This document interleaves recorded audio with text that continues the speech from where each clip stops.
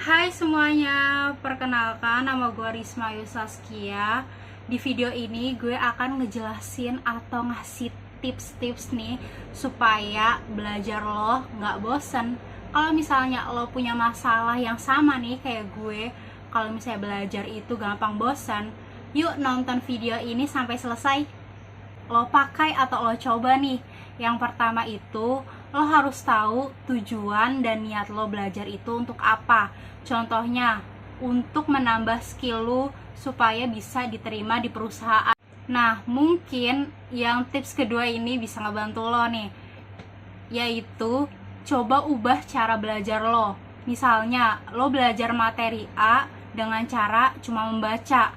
Coba lo ubah dengan cara menonton video dan mendengarkan arahan atau tutor ataupun dosen yang ada di depan lo atau di handphone. Sekarang kan banyak banget nih kursus-kursus atau peningkatan skill yang bisa lo lakuin di online. Contohnya yang Zenius lakuin.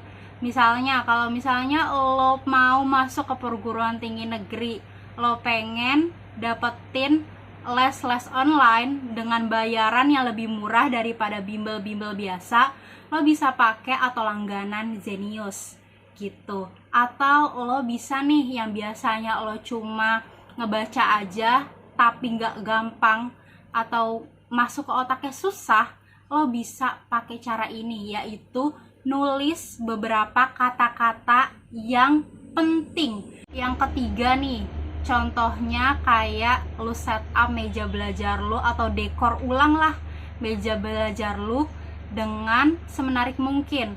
Itu bisa meningkatkan semangat dan motivasi lo untuk belajar.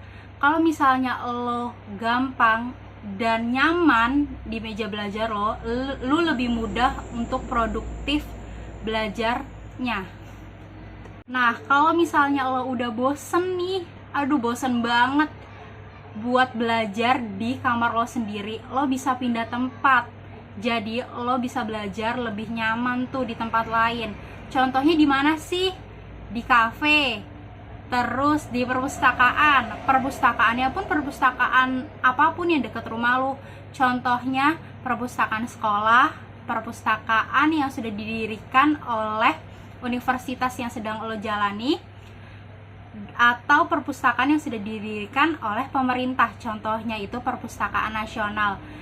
Ya, kenapa gue merekomendasikan perpustakaan nasional? Yang pertama, karena dia di tengah-tengah kota. Yang kedua, akses buat ke perpustakaan nasional itu juga gampang banget.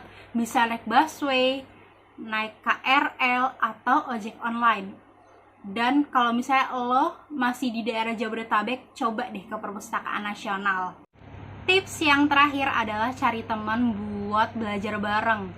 Biasanya ini efektif buat lo yang suka belajar secara kelompok. Nah, segitu aja nih tips-tips dari gua supaya lo gak bosen dan gak cepet patah semangat buat belajar gitu.